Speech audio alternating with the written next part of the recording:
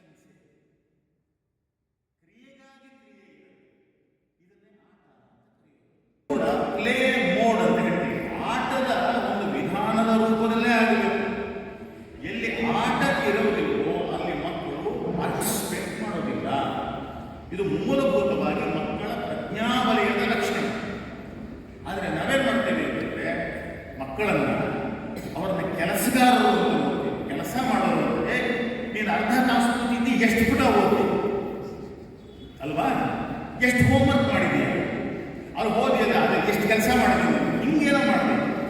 ಹೀಗೆ ಮಾಡುವುದರ ಮೂಲಕ ಮಕ್ಕಳನ್ನು ದೊಡ್ಡವರ ಮಾನದಂಡದಲ್ಲಿ ನಾವು ಅಳೆಯುವ ವಿಧಾನವನ್ನು ಅನುಸರಿಸ್ತೇವೆ.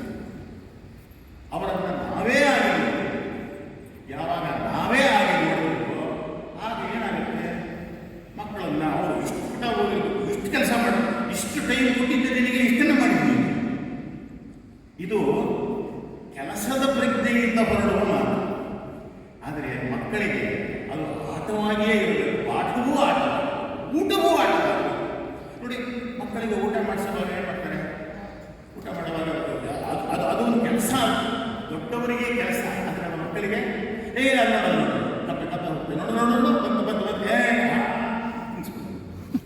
ಎಲ್ಲವೂ ಆಟ. ಈಗ ಗಮನಿಸಬೇಕಾದ ಸಂಗತಿ ಏನಪ್ಪ ಅಂದರೆ, ನಾವು ಯಾವಾಗ ಮಕ್ಕಳನ್ನ ಕೆಲಸದ ಮಾಧ್ಯಮ ಅಂತ ನೋಡೋದಕ್ಕೆ ಶುರು ಮಾಡಬೇಕು, ಮಕ್ಕಳು ಅನ್ನುವಂಥದ್ದು ಈ ಥರದಲ್ಲಿ ಆಗಬೇಕು.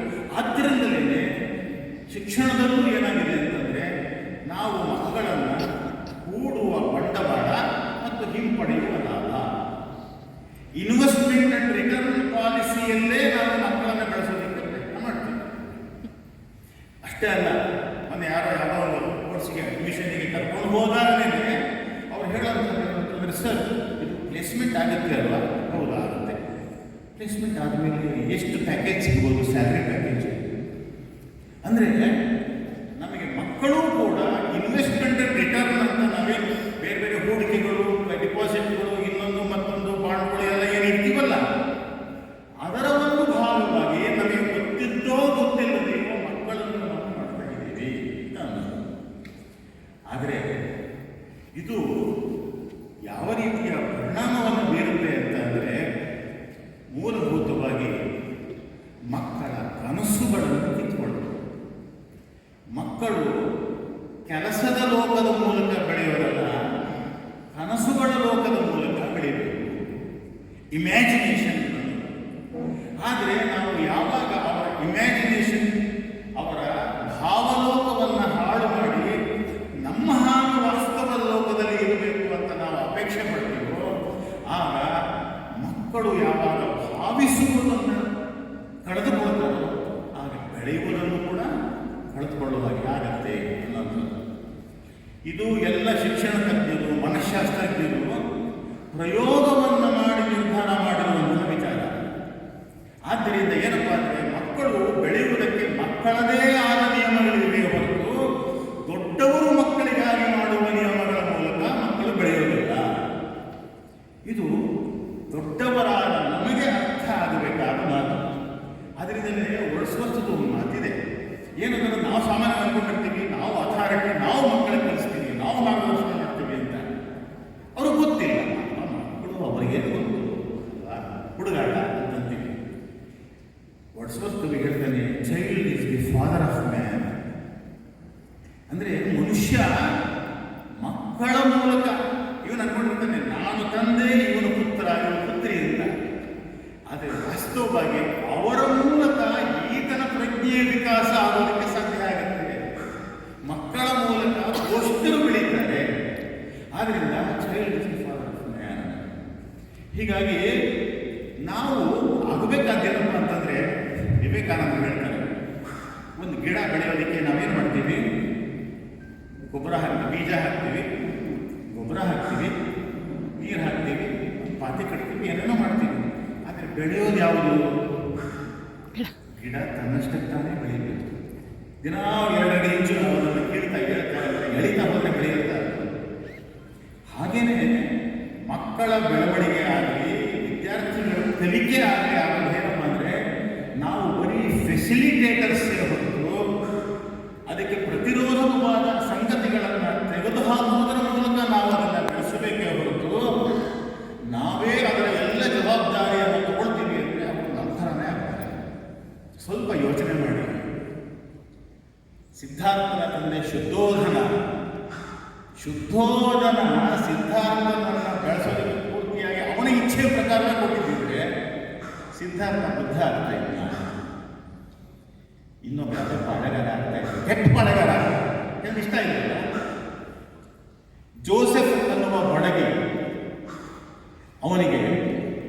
ಒಮ್ಮೆ ಹೇಳಿದ ಹಾಗೆ ಕೃಷ್ಣ ಕೇಳಿದ್ದಿದ್ರೆ ಬಹುಶಃ ಕ್ರಿಸ್ತನು ಕೂಡ ಒಬ್ಬ ಬಡಗೆ ಆಗಿರ್ತಿತ್ತು ಏನು, ಜೀಸಸ್ ಕ್ರೈಸ್ಟ್ ಆಗಿರ್ತಾ ಇದ್ದ. ಬಸವಣ್ಣನ ತಂದೆ ತಾಯಿ. ಹಾಗಾಗಿ ಬಸವಣ್ಣ ಏನು ಕನಸು ಕಂಡಿದ್ದೋ ಅದರಿಂದ ಆಗಲ್ಲ ಅನ್ನೋದು. ಅದರಿಂದ children do not need to be made to learn, told what to learn or shown what to learn.